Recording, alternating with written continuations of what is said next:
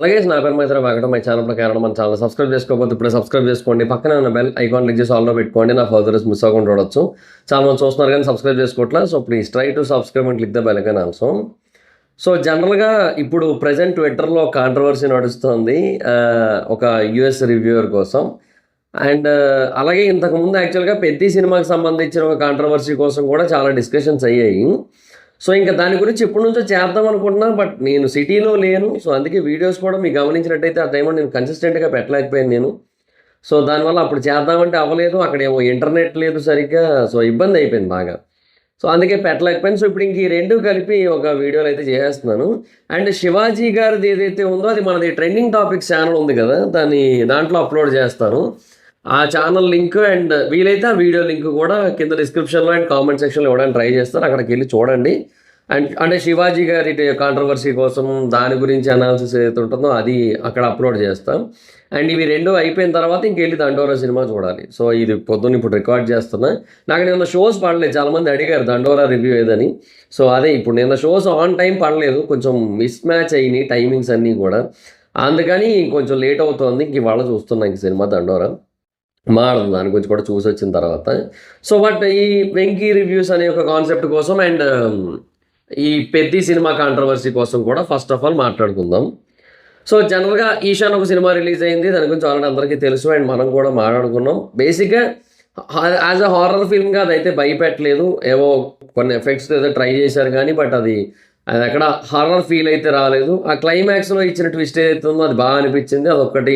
దానివల్ల story line on paper బాగానే అనిపిస్తుంది కానీ బట్ దాని ఎగ్జిక్యూషన్ ఎక్కడో మిస్ఫైర్ అయిన ఫీలింగ్ అయితే ఉంటుంది.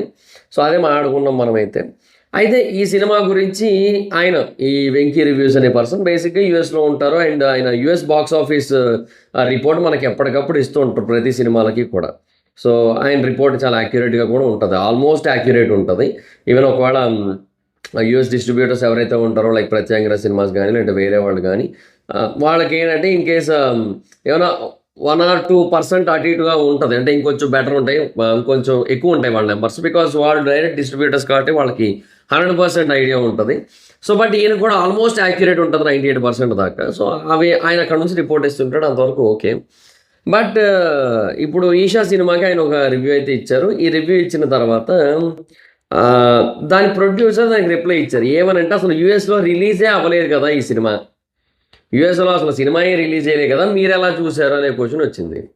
సో ఆ క్వశ్చన్ వచ్చినప్పుడు ఆయన చెప్పింది ఏంటంటే దీన్ని ఇండియాలోనే చూసాము, ఇండియాలోనే కొన్ని రోజుల క్రితమే చూసాం, అంటే ఇండియాలోనే చూసామని చెప్పారు ఇనీషియల్గా.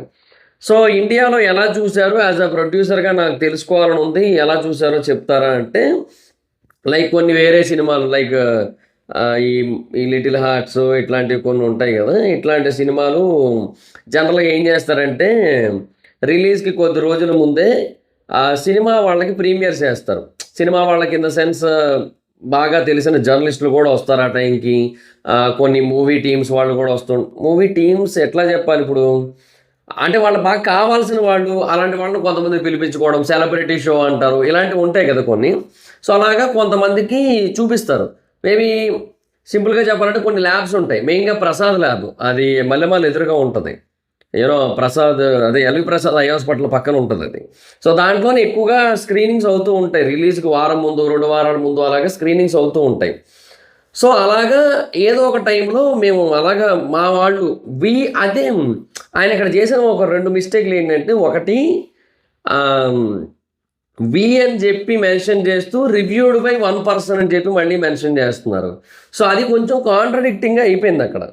ఇప్పుడు ఆల్వేస్ రివ్యూడ్ బై 1% అన్నట్టయితే ఇప్పుడు అది యూఎస్లో రిలీజ్ కాలేదు కదా, మరి అట్లాంటప్పుడు మీరు రివ్యూస్ దీనికి ఎలా ఇస్తున్నారు? ఆల్వేస్ రివ్యూడ్ బై 1% కాదు కదా ఒక కాన్సెప్ట్, అది ఆయన పాయింట్ ప్రొడ్యూసర్ది. అండ్ పోనీ ఆల్వేస్ రివ్యూడ్ బై 1% అయితే ఇప్పుడు యూఎస్లో రిలీజ్ కాలేదు, ఇండియాలో చూశారంటున్నారు, ఇండియాలో చూసింది అయితే మీరు కాదు కదా. సో అది ఇక్కడ ఆయన ఓవరాల్ పాయింట్ అనమాట. సో అంటున్నారు మళ్ళీ we never had any we never did any paid reviews అని చెప్పి కూడా చెప్తున్నారు. సో అక్కడ మళ్ళీ అనే మాట కూడా వస్తుంది. సో అంటే ఆయనకు ఒక టీం ఉంది. సో ఆ టీంలో ఎవరో ఇండియాకి చెందిన వాళ్ళు ఉన్నారు అండ్ వాళ్ళు మేబీ ఇక్కడ ఈ ఫిల్మ్ జర్నలిస్ట్లో కానీ లేదంటే మూవీ టీమ్స్లో కానీ one of the active member అయ్యి ఉండి ఆ పర్సన్ ఇక్కడ సినిమా చూస్తూ ఈ చూసిన తర్వాత అతని ఒపీనియన్ ఏదైతే ఉందో దాన్ని చాలా క్లియర్గా అతనికి ఎక్స్ప్లెయిన్ చేసి మొత్తం డిస్క్రైబ్ చేసి this is what cinema is అని చెప్పి డిస్క్రైబ్ చేసిన తర్వాత సో దాన్ని అతనికి పంపిస్తే అతను దాన్ని అక్కడ తన వే ఆఫ్ రైటింగ్ ఏదైతే ఉంటుందో దానికి తగ్గట్టుగా అక్కడ సినిమా గురించి రాసి దానికి రివ్యూ అండ్ రేటింగ్ అనేది ఇస్తున్నారు అనేది అర్థమవుతుంది యాక్చువల్గా ఆయన చెప్పిన దాన్ని బట్టి. సో ఇండియాలో చూస్తున్నారు, అది తప్పు కూడా ఏం కాదు జనరల్గా, ఇప్పుడు అది తప్పేం కాదు. ఎందుకంటే ఇప్పుడు ఆయన ఎవరైతే ఒక పర్సన్ ఆయన టీంలో ఉన్నారో ఇండియా నుంచి చూస్తున్న వాళ్ళు, ఆ పర్సన్కి ఏంటి మేబీ ఆయన ఒపీనియన్స్తో మ్యాచ్ అయ్యి ఉండొచ్చు. ఆయన ఫ్రీక్వెన్సీ ఒకటి ఉంటుంది కదా, ప్రతి పర్సన్ మైండ్కి ఒక ఫ్రీక్వెన్సీ ఉంటుంది కదా, అది మ్యాచ్ అయ్యి ఉండొచ్చు. ఐడియాలజీస్ మ్యాచ్ అయ్యి ఉండొచ్చు, ఒపీనియన్స్ మ్యాచ్ అయ్యి ఉండొచ్చు. సో అలాగా మేబీ ఆయన ఈ వేరే పర్సన్ కలిసి మేబీ వర్క్ చేస్తూ ఉండొచ్చు. ఇండియాలో ఒకవేళ ముందుగానే షోకేస్ అయినట్టయితే ముందే చూసేసి అండ్ రివ్యూ అనేది మనం ప్రిపేర్ అయ్యి ఉందాం, రిలీజ్ రోజు మటుకు పబ్లిష్ చేద్దాం అన్నట్టుగా అనుకొని ఉండొచ్చు. సో మేబీ ఇలా జరిగి ఉండొచ్చు. కాకపోతే ఏంటంటే ఇంకా ఇన్ని రోజులు కూడా ఆయన ఒక్కరే చూస్తున్నారు, ఒక్కరే పోస్ట్ చేస్తున్నారు అనే ఒపీనియన్ ఒకటి ఉంది కదా. సో అది కొంచెం ఇక్కడ ఏమైందంటే డిస్టర్బ్ అయ్యింది. సో అది బేసిక్గా వీళ్ళకందరికీ కూడా ఆ పరంగా ఇబ్బంది అయింది అంతే. బట్ అందులో తప్పు ఏమన్నా ఉందా అంటే నాకైతే ఏం అనిపించలేదు. ఎందుకంటే ఇప్పుడు తైవీ వాళ్ళు ఉన్నారు, వాళ్ళు కూడా అంతే, ఆ టీం ఉంది వాళ్ళకు కూడా. ఒకసారి ఒక అమ్మాయి చూసి రివ్యూస్ చెప్తుంటుంది, ఒకసారి ఇంకొక ఎవరో అబ్బాయి చెప్తుంటారు, ఒక్కోసారి ఆయన యూఎస్ నుంచి చెప్తుంటారు. So multiple people are there reviews చెప్పేవాళ్ళు. ఈవెన్ కొత్త వాళ్ళు కూడా వస్తున్నారు, పాత వాళ్ళు వెళ్ళిపోతున్నారు. సో వాళ్ళు వేరే ఛానల్స్ కూడా పెడుతున్నారు. ఇవన్నీ హ్యాపెనింగ్ అక్కడ. తర్వాత ఈవెన్ సినిమా పిచ్చాకి కూడా ఒక టీం పర్సన్ ఉన్నాడు.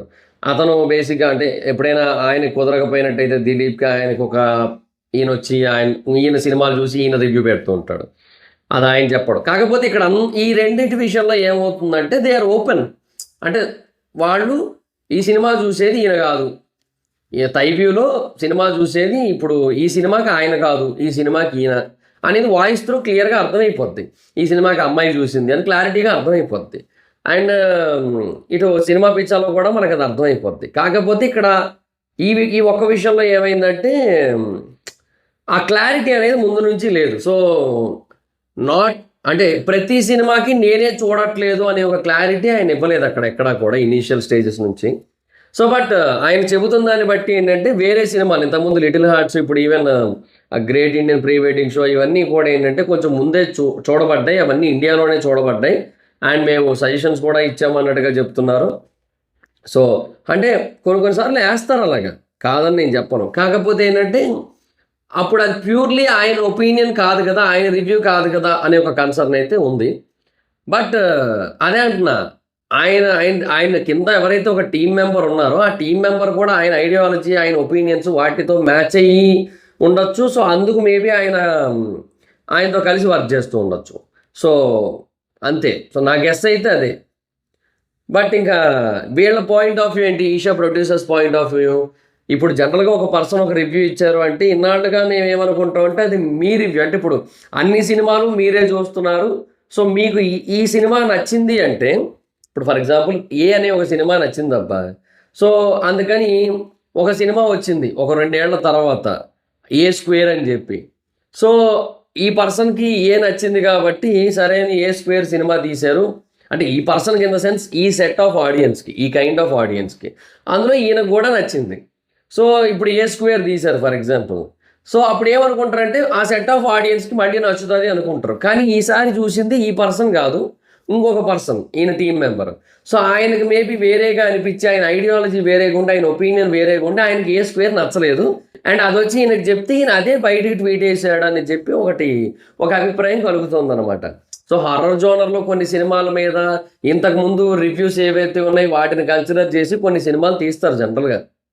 Reviews in the sense public opinions consider చేసి తీస్తారు జనరల్గా. ఓన్లీ కొంతమంది రివ్యూలు కన్సిడర్ చేసి తీయరు, కానీ పబ్లిక్ ఏదైతే కొన్ని ఒపీనియన్స్ ఫామ్ చేసుకొని కొన్ని సినిమాలకి పాజిటివ్గా చెప్తారు, కొన్ని సినిమాలకి నెగిటివ్గా చెప్తారు, నచ్చదు జనాలకి. సో అలాంటి టైంలో ఏంటంటే పీపుల్ తాలూకు ఒపీనియన్ దృష్టిలో పెట్టుకొని కొన్ని రకాల సినిమాలు తీస్తారు. సో అందులో ఏంటంటే ఈ సోషల్ మీడియాలో వచ్చే వాటి వల్ల కొంచెమైనా ఇంపాక్ట్ ఉంటుందన్న ఉద్దేశంతో సో వాటిని కూడా కొంచెం ఏమంటారు మైండ్లో పెట్టుకుంటారు. సో బట్ ఇప్పుడు ఇలాగ ఒక పర్సన్ చూస్తున్నారు అనే ఒక ఫీలింగ్ని మైండ్లో పెట్టుకొని ఆ పర్సన్ తాలూకు ఒపీనియన్ ఏంటో చూద్దామని చెప్పి వెళ్ళినప్పుడు తీరా అక్కడికి వెళ్తే చూసింది ఆ పర్సన్ కాదు, ఇంకొక పర్సన్ ఎవరో, ఆ పర్సన్ ఈయనకి చెప్తే ఈయన ట్వీట్ వేశారు అంటే అది కొంచెం డిస్టర్బింగ్గా అనిపిస్తుంది వాళ్ళకి. So producer point of view నుంచి కూడా వాళ్ళది తప్పని అనలేము. కాకపోతే ఎండ్ ఆఫ్ ది డే ఏంటంటే ఈయన కొంచెం ముందే వీ హ్యాడ్ ఎ టీమ్ అని చెప్పేసి ఉండుంటే అయిపోను అంతే, అంతకుమించి ఇంకేమీ లేదు. So as we had a team, నాకు పాసిబిలిటీ ఉన్నప్పుడు నేను చూస్తున్నాను యూఎస్లో రిలీజ్ టైంలో వాటిల్లో. అండ్ ఇండియాలో ఏమైనా ఎర్లీ ప్రీమియర్స్ ఏమైనా పడినట్టయితే లైక్ ఏమైనా సెలబ్రిటీ షో వేసినా, లేదంటే జర్నలిస్టుల కోసం షో వేసినా, ఏదైనా స్పెషల్ షోస్ వేసినా, లేదంటే ల్యాబ్స్లో ఏదైనా షోస్ వేసినా, అట్లాంటి వాటిలో ఏదైనా జరిగినట్టయితే మేము చూస్తాము, మాకు తెలుస్తుంది అలాగా. సో అలా కూడా మేము సినిమా చూస్తాం. సో మా టీం చూస్తుంది. అండ్ చూసిన తర్వాత so will get an opinion and మేము దాని గురించి డిస్కస్ చేసుకుంటాం. సో డిస్కస్ చేసుకొని ఒక రివ్యూ ప్రిపేర్ చేసి ఉంచుకుంటాం. సో దాన్ని మేము ఆ సినిమా రిలీజ్ రోజు మేము పబ్లిష్ చేస్తాం అన్నట్టుగా చెప్పేసి ఉంటే అయిపోనేమో అంతే, అంతకుమించి ఇంకేమీ లేదు. సో ఇక్కడ ఓవరాల్గా అది కంప్లీట్ పెద్ద మిస్టేక్ అయితే కాదు, హ్యూజ్ బ్లండర్ అయితే కాదు, కానీ బట్ చిన్న మిస్టేక్ అయితే ఉంది. అసలు ఏ మిస్టేక్ లేదనడానికి అయితే లేదు, అదొక పాయింట్ అయితే ఉంది అంతే. ఈవెన్ నాకు నచ్చలేదు ఈషా, కాకపోతే ఇప్పుడు అది నేను చూసి చెప్పాను కదా, సో అదొకటి ఉంటుంది అంతే, అట్లా అనమాట, అంతకుమించి ఇంకేమీ లేదు. సో అది పాయింట్. అండ్ ఇంకా పెద్ద కాంట్రవర్సీ. సో ఏమో పెద్ద కాంట్రవర్సీ కూడా నాకైతే కరెక్ట్ కాదని అనిపిస్తుంది జనరల్గా. అసలు ఫస్ట్ ఆఫ్ ఆల్ నేనేమంటానంటే, అసలు నాకు కొన్ని విషయాలు అర్థం కావు. నాకు ఇప్పుడు మీకు ఎలా చెప్పాలి, నేను ఒక ఇంటర్వ్యూలో ఒక మాట అన్నాను. నేను సినిమా వాళ్ళు ఎప్పుడూ కూడా రివ్యూవర్స్, అది ఎదర్ యూట్యూబర్స్ అవని, ఇన్స్టాగ్రామర్స్ అవని, ట్విట్టర్ పీపుల్ అవని, ఎవరైనా అవని, సో జనరల్గా మనం ఈ రివ్యూవర్స్కి ఈ సినిమా వాళ్ళకి మధ్య ఒక గ్యాప్ ఉండాలి. ఆ గ్యాప్ అనేది ఏమంటున్నారు, ఫిల్ అయిపోకూడదు, అంటే దగ్గర అయిపోకూడదు. యూట్యూబర్స్, ట్విట్టర్ రివ్యూవర్స్, లేదంటే ఇన్స్టా రివ్యూవర్స్, లేదంటే సినిమా వాళ్ళు, ఈ రెండు కలిసిపోకూడదు, సెపరేట్గానే ఉండాలి. నా పాయింట్ ఏంటంటే, అసలు ఆ కథ అక్కడ వరకు ఎలా వచ్చింది, అక్కడ వరకు ఎలా తెలిసింది, సో అది ప్రాబ్లం ఇక్కడ. సో ఈవెన్ యూనో కొన్ని సినిమాల్లో కూడా యాక్ట్ చేస్తున్నారు ఇప్పుడు రివ్యూవర్స్. సో నైస్, అంటే వాళ్ళకి మేబీ ఒక బెటర్ ప్లాట్ఫామ్ దొరుకుతూ ఉండొచ్చు, ఇంకా ముందుకెళ్తూ ఉండొచ్చు, that's fine and good. So ఇలా వెళుతూ ఉన్న కొద్దీ ఆ పరిచయాలు అనేవి బిల్డ్ అవుతూ ఉన్న కొద్దీ ఆటోమేటిక్గా ఏమవుతుందంటే, ఇంకో ఇలాంటి కొన్ని విషయాలు లీక్స్ అనేవి జరుగుతూ ఉంటాయి. సో ఆ స్టోరీ లీక్స్ ఏవైతే జరుగుతూ ఉంటాయో వాటి మీద, అంటే ఇప్పుడు ఒక స్టోరీ లీక్ అయింది ఫర్ ఎగ్జాంపుల్, బాగానే సినాప్సిస్ ఏదో లీక్ అయింది అనుకుందాం. సో దాంట్లో స్క్రీన్ ప్లే ఎలా ఉంటుందో మనకు తెలీదు, నేరేషన్ ఎలా ఉంటుందో మనకు తెలీదు, అండ్ దాంట్లో యూనో ఆ రా అండ్ రస్టిక్నెస్ ఎలా ఉంటుందో మనకు తెలీదు, ఆ రూరల్ ఎమోషన్స్ ఎలా ఉంటాయో మనకు తెలీదు, మనకు తెలియదు. మనకేంటంటే మేబీ ఒకవేళ బయటకు తెలిసినా కూడా సినాప్సిస్ తెలియచ్చు, ఆ స్టోరీ తాలూకు సినాప్సిస్ ఏదైతే ఉంటుందో అది తెలియచ్చు, మెయిన్ బేసిక్ ప్లాట్ లైన్ ఏదైతే ఉంటుందో అది తెలియచ్చు. సో దాని మీద ఓవరాల్గా ఒక ఒపీనియన్ ఫామ్ చేసుకోవడం అనేది రాంగ్. అండ్ అది కూడా ఒక లైవ్లో డిబేట్ పెట్టుకొని అట్లా అన్నెసరీ అని నాకు అనిపించింది. ఏదైనా అడిగారు కూడా కొంతమంది ఆ టైంలో నాకు ఇన్స్టాలో డిఎం చేసి, బ్రో నువ్వేం లేవని ఆ లైవ్లో, నన్ను ఎవరు ఇన్వైట్ చేయలేదు, నాకు ఎవరు తెలియదు కూడా, వాళ్ళు తెలియదు in the sense direct contact లేదు. యూనో ఒకసారి ఒక రివ్యూవర్తో మాత్రమే ఏదో ఒక 2 minutes మాట్లాడాను, అంతకుమించి మాట్లాడడానికి కూడా అవకాశం దొరకలేదు అక్కడ. ఈయన ఉంటాడు కదా లక్ష్మణ్, బ్రో ఏంటి బ్రో అని చెప్పి అప్పట్లో రివ్యూలు ఇచ్చేవాడు కదా, ఇప్పుడు మనోడు మూవీస్ అవి కూడా చేస్తున్నాడు బాగా. సో తన బర్త్డేకి వెళ్ళినప్పుడు, తన బర్త్డే ఎక్కడో ఏదో పార్టీ అవుతే హైదరాబాద్లో, అక్కడికి వెళ్ళి కూర్చున్నప్పుడు అక్కడికి ఇంకొక ఈ రివ్యూవర్స్లో ఇప్పుడు ఎవరైతే పెద్ద కోసం మాట్లాడారో ఆ రివ్యూవర్ వచ్చారు అక్కడికి. సో ఒక 2 minutes కూడా మాట్లాడలే ప్రశాంతంగా. మేము ఏదో మాట్లాడుకుందాం అనుకునే టైంకి ఉంటాడు, పేరేంటి మర్చిపోయాను, శివ కాదు, మనోడు పేరు ఏదో ఉంటుంది పక్కనే. నాకు అక్కడ పుష్ప టైంలో నా చెవి పక్కన లైట్ వెలిగించాడుగా, పుష్ప రివ్యూ టైంలో ఆ మహానుభావుడు. కాంటాక్ట్ చూస్తే పేరు గుర్తొస్తుందేమో, టక్కన పేరు స్ట్రైక్ అవ్వట్లా. సో మనోడు పిలిచేశాడు, అన్న కేక్ కటింగ్ అవుతుంది రెండు అని చెప్పి, ఇంక వెళ్ళిపోవాల్సి వచ్చింది అక్కడికి. ఇంకా అంతే, ఇంకా అదొక పెద్ద డిస్కషన్ కూడా ఏం లేదు. ఇంకా బార్బర్తో నేను ఎప్పుడూ మాట్లాడింది లేదు, అండ్ ఇంకా ఎవరున్నారు అక్కడ రాగడి, ఆయనతో కూడా నేను మాట్లాడింది లేదు. ఇంకేమో మిగతా వాళ్ళతో నాకు ఎవరితోని పెద్దగా అసలు పరిచయం కూడా లేదు. సో ఎవరితోని కాంటాక్ట్ లేదు, ఏం లేదు. సో దానివల్ల ఏంటంటే వాళ్ళు ఎవరో నన్ను ఇన్వైట్ చేయలేదు, చెయ్యరు కూడా. ఎందుకంటే జనరల్గా వాళ్ళ ఐడియాలజీస్ అంటే లైక్ ఇప్పుడు ఎలా ఉంటుందంటే, కొంచెమైనా సరే ఇప్పుడు సినిమా అనేది వాళ్ళ మైండ్ సెట్స్ ఎలా ఉంటాయంటే నేను మోస్ట్లీ నోటీస్ చేసింది అంటే I don't want to be harsh and I don't want to be fake. So న్యూట్రల్గా ఉండి చెప్పడానికి ట్రై చేస్తున్నా ఇప్పుడు ఈ ఒపీనియన్ మీద కూడా. నేనేమంటున్నానంటే వాళ్ళది ఇప్పుడు సినిమా అనేది ఇంప్రూవ్ అవ్వాలి, గ్రో అవ్వాలి, సినిమా నెక్స్ట్ లెవెల్కి వెళ్ళాలి. లైక్ ఇప్పుడు ఇప్పుడు ఏదైనా ఓ సినిమా వచ్చిందంటే ప్రతిదీ ఐదర్ హనుమాన్ లాగా ఉండాలి, లేదంటే ప్రతిదీ సీతారామం. సీతారామం కూడా కొంతమంది నచ్చలేదు, అందులో వేరే విషయం. అసలు చెప్పకూడదు కదా వీళ్ళకి. సరే పోనీ ఏదో డబ్బా హిట్ సినిమాలు తీసుకోండి. సో ప్రతిదీ హిట్ సినిమాలు ఏవైతే ఉన్నాయో, వాళ్ళకి నచ్చిన సినిమాలు ఏవైతే ఉన్నాయో అన్ని సినిమాలు అలాగే ఉండాలి అనుకునే మైండ్ సెట్ అండ్ ఆ జోన్ ఆఫ్ పీపుల్ వాడు మేబీ. నాకేంటంటే అసలు బేసిక్గా అలాంటి సినిమాలు తర్వాత రావాలన్నా సరే ప్రొడ్యూసర్లు ఉండాలిగా. ఎందుకంటే నేను ఇండస్ట్రీలో ఉండొచ్చినోడిని, నేను జబర్దస్త్లో నేను చాలా స్కిట్లు చేశాను, నేను టీమ్ లీడర్గా చేశాను, ఇండస్ట్రీలో చాలా మందితో నాకు డైరెక్ట్ కాంటాక్ట్స్ ఉన్నాయి, పరిచయాలు ఉన్నాయి. సో ఇవన్నీ ఉండి నేను వాళ్ళ కష్టం ఏంటో నేను డైరెక్ట్గా చూశాను నేను. సో నాకు ఐడియా ఉంది, ఓకే యాజ్ ఇండస్ట్రీ పర్సన్గా ఆ స్ట్రగుల్ ఎలా ఉంటుంది ఏంటి అనేది. సో అందుకే జనరల్గా ఎప్పుడో కానీ నేను సినిమాని ట్రోల్ చేయను జనరల్గా. ఇన్కేస్ ఎప్పుడైనా మరీ వరస్ట్గా ఉన్నా సరే కొన్ని సినిమాలను మట్టుకే నేను కొంచెం బాగా ఓవర్ క్రిటిసైజ్ చేస్తా తప్పిస్తే లేదు జనరల్గా చేయను నేను. సో అండ్ నాకు కొంచెం ఆ ఆప్టిమిస్టిక్ నేచర్ ఉంటుందని కూడా చాలామంది అంటారు. ఎందుకు అంటే జనరల్గా చెప్తున్నాను కదా, ప్రొడ్యూసర్లు అనేటువంటి ఉండాలి. హీరోలు హీరోయిన్లు వాళ్ళు ఉన్న వీళ్ళు కాకపోతే ఇంకొకరు అబ్బా. నేను ఎప్పుడు ఒకటే మాట అంట, ఈ ఫ్యాన్స్ కల్చర్ అనేది వాళ్ళకి నచ్చకపోవచ్చు, నాకు కూడా అంతగా ఏమీ ఎక్కదు కానీ, బట్ ఓవరాల్గా నా పాయింట్ ఏంటంటే ప్రొడ్యూసర్ అనేటువంటి సర్వైవ్ అవ్వాలి. ప్రొడ్యూసర్ సర్వైవ్ అయితేనే తర్వాత సినిమాలు వచ్చాయి. డబ్బులు పెట్టేటోళ్ళు లేకపోతే సినిమాలు తీసేది ఎవరు? ఎవరు తీయరు. సో ఇక్కడ అదే క్వశ్చన్ వస్తుంది అనమాట. సో అందుకే ప్రొడ్యూసర్లు మరీ టూ మచ్గా లాస్ అయిపోకూడదు అనే ఒక సెన్స్లోనే ఉంటాను నేను ఎప్పుడు కూడా. సో అది నా పాయింట్ ఆఫ్ వ్యూ. సో దానికి ఏంటంటే ఇంకా కొద్దిగా అందుకే సినిమా బ్రతకాలి లైట్గా అయినా సరే అనే పాయింట్ ఆఫ్ వ్యూ ఉంటుంది నాకు. వాళ్ళకి ఏంటంటే సినిమా బాగోకపోతే బాగాలేదు అనే క్రిటిసిజం డైరెక్ట్ వచ్చేస్తుంది, ఓపెన్గా వచ్చేస్తుంది. సో అదంతా ఆ సెట్ ఆఫ్ పీపుల్ అయ్యి ఉండొచ్చు. సో అందుకే మేబీ నన్ను పిలవలేదేమో నాకు తెలీదు. నాకు ఇన్విటేషన్ ఏమీ లేదు, నాకు ఎవరితో కాంటాక్ట్ కూడా లేదులేండి. సో అందువల్ల నాకేం తెలియలేదు కూడా. సో ఇది లైట్ ఇంకా అయిపోయింది, ఏదో అయిపోయింది. వాడు నేను ఎందుకు లేననే దానికి ఇప్పుడు ఇంత ఎక్స్ప్లెనేషన్ అనవసరంగా ఇచ్చానని కూడా అనిపిస్తుంది వీడియోలో. సరే అది వేరే విషయం కానీ. సో ఓవరాల్గా నా పాయింట్ ఏంటంటే ఒక స్టోరీని బట్టి ఆ సినిమా మీద మనం ఒక హేటెడ్ ఒపీనియన్ ఫామ్ చేసుకోకూడదు. ఇప్పుడు గేమ్ చేంజర్ సినిమా ఉంది. ఇప్పుడు గేమ్ చేంజర్ సినిమా విషయంలో we're expecting something different, we're expecting something huge. But ఏంటంటే ఆ టీజర్ కానీ ఆ ట్రైలర్ కానీ ఆ కంటెంట్స్ ఏవైతే వచ్చాయో వాటి పరంగా నేను స్టిల్ నా హోప్ని అయితే వదులుకోలేదు. అంటిల్ అన్లెస్ సినిమాకి వెళ్ళి సినిమా బాగోకపోతే అప్పుడు మాట్లాడుకుందాం అన్న ఒక థాట్లోనే ఉన్నాను.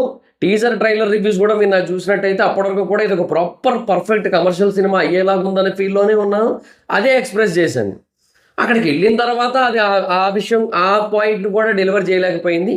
సో అది చాలా వరకు డిసప్పాయింట్ చేసింది. సో ఎక్కడో అది మిస్ అయిపోయింది. సో ఇంకా బాగాలేదని చెప్పుకున్నాం, అయిపోయింది. సో సినిమా చూసిన తర్వాత బాగాలేదు అనుకోవడం వేరు. సినిమా చూడకముందే ఒక స్టోరీ విని, అది కూడా స్టోరీ లైన్ విని, మేబీ సినాప్సిస్ విన్నా, దాని మీద ఒక ఒపీనియన్ ఫామ్ చేసుకోవడం అనేది కరెక్ట్ కాదు. ఇది జనరల్గా ఎవరికైనా సరే ఇది కేవలం ఏదో రివ్యూవర్స్కనే కాదు, ఇది ఆడియన్స్కి కూడా వర్తిస్తుంది. ఆడియన్స్కి కూడా అదే చెప్తాను. ఇప్పుడు జనరల్గా ఈ ఫ్యాన్ వార్లు అవి చేసే క్రమంలో ఏం చేస్తారంటే ఏదైనా ఒక చిన్న లైన్ లీక్ అయితే చాలు, ఇదే ఉందలే దీంట్లో అలా మాట్లాడడం అలవాటు అయిపోతాం చాలామందికి. ఆ ట్విట్టర్ యువత, ఎస్పెషల్లీ ఇన్స్టాలో ట్రోలర్స్, వీళ్ళందరూ కూడా ఏం చేస్తారంటే చిన్న చిన్న వాటిని భూతద్దంలో పెట్టి చూసి దాన్ని పూర్తి చేసేసి ఏదో చేస్తున్నారు దాన్ని. అంటే నేనే అదే అంటున్నా, ఇప్పుడు మీరు ఒక సినిమా అంటే ఒక హీరో గురించి మాత్రమే ఆలోచిస్తారు.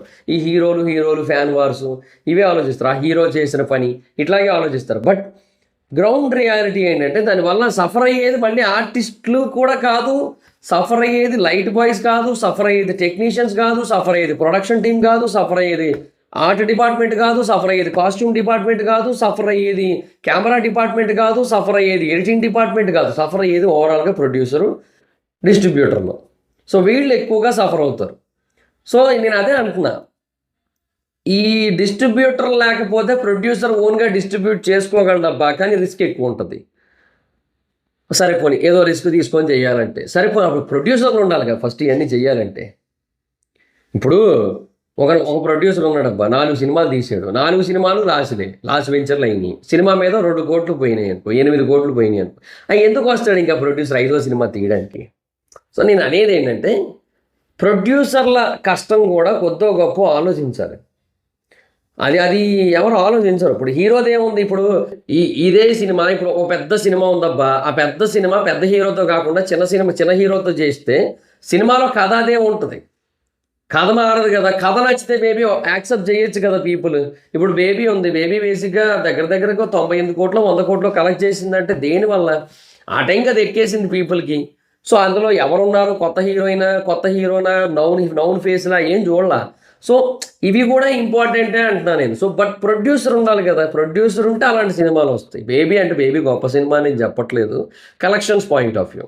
ఆ టైంకి అది ఎక్కింది, సో డబ్బులు వచ్చినాయి, ఆ పాయింట్ ఆఫ్ వ్యూ చెప్తున్నాను. సో ఇలా కొన్ని ఆస్పెక్ట్స్ ఉంటాయి. సో మరి టూ మచ్ నెగిటివిటీని, టూ మచ్ క్రిటిసిజంని బ్రెయిన్లో పెట్టుకొని సినిమాలు చూడకపోతే బెటర్. చాలామందికి నేను అదే చెప్పాలనుకుంటున్నా, ఈవెన్ రివ్యూవర్స్ అయినా ఎవరైనా సరే. ఇప్పుడు ఒక టీజర్ వచ్చింది, ఒక ట్రైలర్ వచ్చింది, ఆ సినిమాకి సంబంధించి వేరే ఏవో కంటెంట్స్ వచ్చినాయి. వాటన్నిటిని బట్టి ఆ సినిమా ఎలా ఉంటుందో ఆల్రెడీ వాళ్ళు చెప్తున్నారు. They are saying that this movie is like this అని చెప్పి. ఇలా ఉంటుంది అని చెప్పేసిన తర్వాత కూడా మీరు అలా కాకుండా ఇంకేదో అలాగే ఎక్స్పెక్ట్ చేసేది, అది ఎవరు తప్పది? అది ఎవరు తప్పది? ఇప్పుడు నేనేమంటానంటే, ఇప్పుడు అఖండ 2నే ఉందబ్బా. ఇప్పుడు అఖండ 2 నేను ఎందుకు బాగుందన్నాను? ఇప్పుడు నా పాయింట్ ఏంటి? ఆల్రెడీ అది బాలకృష్ణ గారిది, బోయపాటి గారి సినిమా. అఖండ ఆల్రెడీ చూసాం మనం, అదే బియాండ్ ద ఫిజిక్స్ ఉంటుంది. ఇది అఖండ 2 తీస్తారంటే ఇప్పుడు దానికి మించి ఉండాలి కాబట్టి ఇంకొంచెం ఎక్స్ట్రీమ్సే పెడతారు, అది ఆల్రెడీ క్లియర్. ఇంకొకటి వాళ్ళిద్దరు కాంబోలో ఎప్పుడు వచ్చినా ఊరమాసుకుంటుడే ఉంటుంది, రెండో పాయింట్. మూడో పాయింట్ ఏంటంటే, వాళ్ళు ఆల్రెడీ టీజర్లు ట్రైలర్లు ఏవైతే ఇచ్చారో వాటిలో వాళ్ళు క్లియర్గా వాళ్ళు చూపించిన పాయింట్ ఏంటయ్యా అంటే, అందులో మొత్తం అంతా కూడా నెక్స్ట్ లెవెల్ ఉండబోతుంది అని. అండ్ ఆ డైలాగ్స్ ఏవైతే ఉంటాయో అవి అలాగే ఉంటాయని చూపించారు. ఆ మాట తీరు, బాడీ లాంగ్వేజ్, ఆ గెటప్ అదంతా అలాగే ఉంటుందని చూపించారు. సో ఒక టీజరు, ఒక ట్రైలరు ఇలా చూపించిన తర్వాత కూడా ఆడియన్స్కి ఏదైతే ఇంపాక్ట్ క్రియేట్ అవుతుందో అదే మెయిన్ ఇంపాక్ట్. సినిమా రిలీజ్కి ముందు అంటే ఒక కంటెంట్ కూడా రిలీజ్ కాకముందు ఏదైతే ఇంపాక్ట్ క్రియేట్ అవుతుందో అది ఏమి ఉండదు, అది మ్యాటర్ కాదు. సినిమా టీజర్లు ట్రైలర్లు రిలీజ్ అయిన తర్వాత క్రియేట్ అయ్యే ఇంపాక్టే మోస్ట్ ఇంపార్టెంట్ ఇంపాక్ట్. సో దానికి తగ్గట్టు మనం చూసే విధానం ఉండాలంటాను నేను. అంతేగాని లేదు లేదు లేదు నాకు టీజర్ ఎలాగైనా ఉండని, ట్రైలర్ ఎలాగైనా ఉండని, నాకు మటుకు అక్కడ కళాఖండం కావాలంటే ఎట్లా? అది నా లాజిక్. అది ఇప్పుడు టీజర్ చూపిస్తారు, ట్రైలర్ చూపిస్తారు, అది చూసి వెళ్తారు కదా, దాన్ని మైండ్లో పెట్టుకొని చూడాలి. అరే ఇప్పుడు ఆల్రెడీ ఇది చూసిన ఆడియన్స్కి సినిమా ఇలాగే ఉంటుందని ఒక ఐడియా ఉంటుంది. మనం వెళ్ళి కొత్తగా వాళ్ళకి నేర్పించాల్సిన అవసరం లేదు. తాతకు దగ్గులు నేర్పినట్టే మనం ఆడియన్స్కి ఈ సినిమా ఇలా ఉండకూడదు, ఇంకోలా ఉండాలని నేర్పించడం అంటే. యూట్యూబర్లు కూడా ఆడియన్సేనబ్బా. సో అదే అంటున్నా, మనమేమి బియాండ్ దట్ కాదు. సో అలాంటప్పుడు ఏంటి, ఆ టీజర్ ట్రైలర్లు ఏదైతే ఉందో దానికి తగ్గట్టుగా ఆడియన్స్ మైండ్ సెట్ ఒక ట్యూన్ అవుతుంది. ఇన్ కేస్ ఆ ట్యూనింగ్లో సినిమా మీద ఒక నెగిటివ్ ఒపీనియన్ ఫామ్ అయింది ఆల్రెడీ అన్నట్టయితే వై టు వాచ్? చూడాల్సిన అవసరం ఏముంది, డబ్బుల కోసం కాకపోతే. సో అది పాయింట్ ఇక్కడ. అంటే యూట్యూబ్ నుంచి వ్యూస్ వస్తాయి ఇట్లాగే. సో జనరల్గా అందుకని ఇప్పుడు ఒక సినిమా తాలూకా trailer or teaser in case మనల్ని చీట్ చేస్తే మనం ఏం చేయలేము. ఇన్ కేస్ కొన్నిసార్లు ఉంటాయి, ఫర్ ఎగ్జాంపుల్ ట్రైలర్లు టీజర్లు చాలా ఎక్స్ట్రీమ్స్ ఉంటాయి. ఎక్స్ట్రీమ్స్ ఇన్ ద సెన్స్ చాలా పర్ఫెక్ట్గా ఉంటుంది, అసలు చూస్తే నా ఏముందన్న అని ఫీలింగ్ కలుగుతుంటుంది. కట్ చేస్తే అక్కడికి వెళ్ళి సినిమా చూస్తే ట్రైలరే బాగుంది, టీజరే బాగుంది సినిమా కంటే అనిపిస్తుంది. సో ఇట్లా ఉంటే మనం ఏం చేయలేము. కానీ జనరల్గా మోస్ట్ ఆఫ్ ద టైమ్స్ ఆ ట్రైలర్ టీజర్ ఏదైతే చూపించారో దానికి మ్యాచ్ అవుతూనే సినిమాలు ఉంటాయి కదా. సో దానికి తగ్గట్టే చూసుకోవాలి మనం. అంతేగాని మన మైండ్లో ఒకటి పెట్టుకొని అది అక్కడ మ్యాచ్ అవ్వలేదని చెప్పి దాన్ని రుద్దేస్తా అంటే కాదు కదా. నేను రుద్దేస్తా ఇన్ ద సెన్స్ దాన్ని చెప్పేస్తా అనడం కూడా కరెక్ట్ కాదని నా ఫీల్.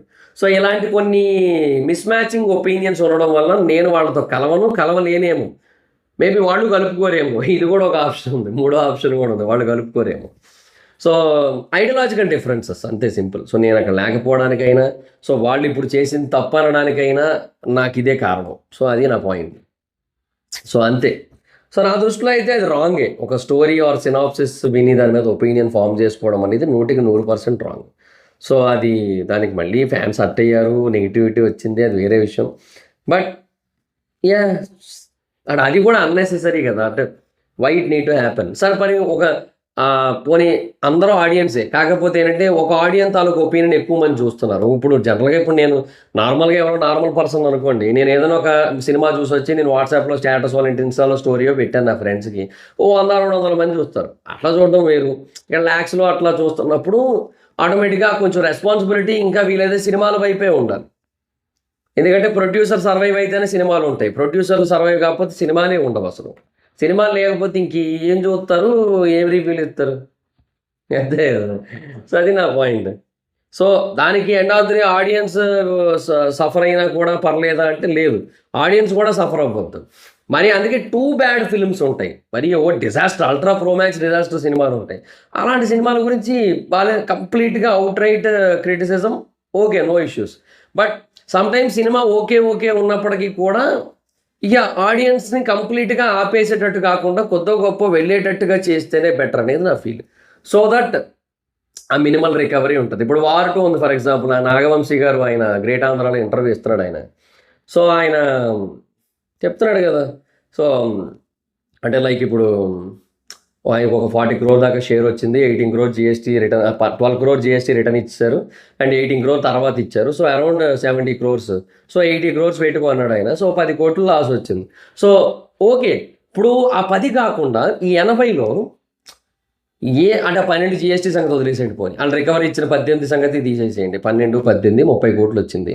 సో, 80 కోట్లు కదా! ఈ 50లో ఆయనకి కనీసం 40 వచ్చింది కాబట్టి ఇప్పుడు ఓకే. బట్ 10 వచ్చుంటే, 20 వచ్చుంటే సో, నాగవంశీ అనే పర్సన్ చాలా స్ట్రగుల్ అవ్వాలి. ఇంకో 4 హిట్లు కొట్టాలి అది రికవర్ చేసుకోవడానికి. ఈలోపు అప్పులో ఉన్న టెన్షన్‌లు, ఫైనాన్షియర్స్ ఫోన్‌లు వస్తుంటాయి. వడ్డీలు పెరిగిపోతుంటాయి. ఇయన్నీ ఉంటాయి. సో, అదేంట ఒక నాగవంశీ, ఒక 'దిల్ రాజు' ఎవరైనా ఒక 'మైత్రి రవి' గారు లేదా ఆయన ఇంకొక ఆయన ఉంటాడు. అట్లా there are so many producers. 'Asian Sunil' గారు ఇట్లా there are so many producers. So many people are there. వీళ్ళు కొద్దో గొప్పో బాగుంటేనే సినిమాలొస్తాయి. సినిమా అనేది మనకి ఎంటర్‌టైన్‌మెంట్. ఇప్పుడు సినిమా చూడకుండా ఉండండి అంటే ఎవరు ఉండలేరు గదా! పైరసీలైనా చూసేస్తారు. సో, అట్లాంటి సిట్యుయేషన్ మనకున్నప్పుడు ఆ సినిమాలనేవి రావాలంటే ఫస్ట్ వీళ్ళు సర్వైవ్ అవ్వాలి. సో, వాడు సర్వైవ్ అవ్వాలంటే ఫస్ట్ ఆఫ్ ఆల్ సినిమాల మీద ఓవర్ నెగటివిటీని, ఓవర్ క్రిటిసిజంని పక్కన పెట్టాలి. వీలైతే పాజిటివిటీని స్ప్రెడ్ చేయాలి. అంతేగాని నెగటివిటీని అనవసరంగా స్ప్రెడ్ చేయరు. అది నా పాయింట్ అయితే, నా వెర్షన్ అయితే. సో, అది మరి మీరు ఎట్లా తీసుకుంటారు యాస్ ఎన్ ఆడియన్స్‌గా మీరు చూస్తున్న వాళ్ళందరూ మీరు ఎలా తీసుకుంటారనేది మీ ఇష్టం. ఈ వీడియో మేబీ వాళ్ళు చూసినట్టయితే వాళ్ళు ఎలా తీసుకుంటారనేది వాళ్ళ ఇష్టం. So, that's up to them. But నా ఒపీనియన్ అయితే ఇది. So, be nice to cinema. Because cinema is giving something to you. అంతే. That is my point. So, that's guys this the video. మీకేమనిపించిందో చెప్పండి ఈ 2 ఇష్యూస్ మీద. మీ ఒపీనియన్ ఏంటో కింద కామెంట్ సెక్షన్‌లో తెలియజేయండి. So, that's guys this the video. Video కనుక నచ్చితే లైక్ చేసి వీడియోని షేర్ చేయనప్పుడు ఎవరైనా మన ఛానల్ సబ్స్క్రైబ్ చేసుకోకపోతే ఇప్పుడే సబ్స్క్రైబ్ చేసుకోండి. పక్కనే ఉన్న బెల్ ఐకాన్ క్లిక్ చేసి ఆల్‌లో పెట్టుకోండి. నా ఫర్దర్ మిస్ అవ్వకుండా చూడొచ్చు. చాలా మంది చూస్తున్నారు కానీ సబ్స్క్రైబ్ చేసుకోవట్లేదు. So, please try to subscribe click the bell icon also. నా ఇన్‌స్టాగ్రామ్ కూడా ఎవరి మీద ఎక్కడొచ్చి ఫాలో అవ్వచ్చు. Thank you so much guys. By by. Meet next video. By by.